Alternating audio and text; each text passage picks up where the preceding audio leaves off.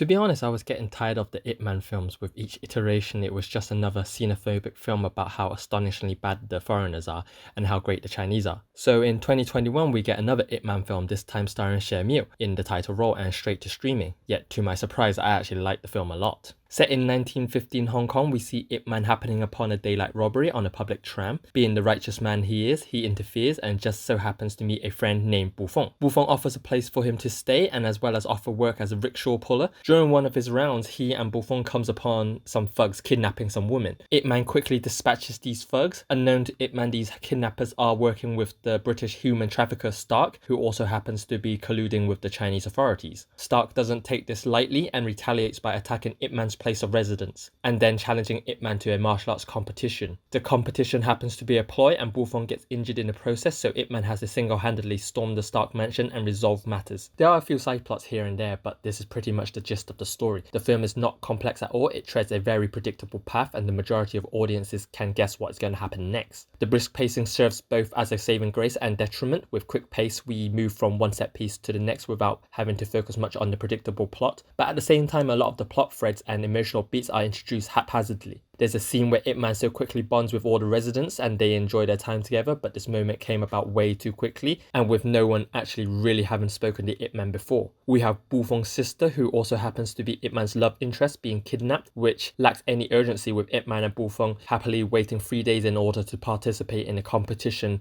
fight with the evil foreigner. The ending was a tad rushed and conveniently ties everything together, but it never felt earned. Of course, patriotism is pushed again, but because of its brisk nature, it never lingers on it for far too long. For those who don't know, Xie Miao was the child actor who played Jet Li's son in My Father is a Hero and The New Legend of Shaolin. Now, as an adult, he's been appearing mostly and predominantly in web films. Xie Miao does a fantastic job as the title character. He's more happy and carefree in comparison to Donnie Yen's or Donnie To's version. Xie Miao is likable as our lead and the side cast are strong in their roles, but as for the foreigners, it is a different story. We have the main villain Stark, played by Siegio de Ieso, who struggles with the English language despite playing a British man. Siegio de Ieso plays the role by constantly narrowing his eyes and speaking in hushed tones and at a slow pace. He's also forced to smoke a cigar and occasionally sip on wine to connote how evil he is. Then we have his right hand man, Morgan, who snarls and twitches to show menace, but comes across as bad attempts at acting. I think the biggest saving grace for me was the fight scenes, and they are plentiful. The choreography is more reminiscent of Sammo Hung's hard-hitting style with quick cuts and some tighter framing here and there, unlike Yuen Woo-ping's longer takes and wider angles. Though tighter framing may sound bad, it's actually used for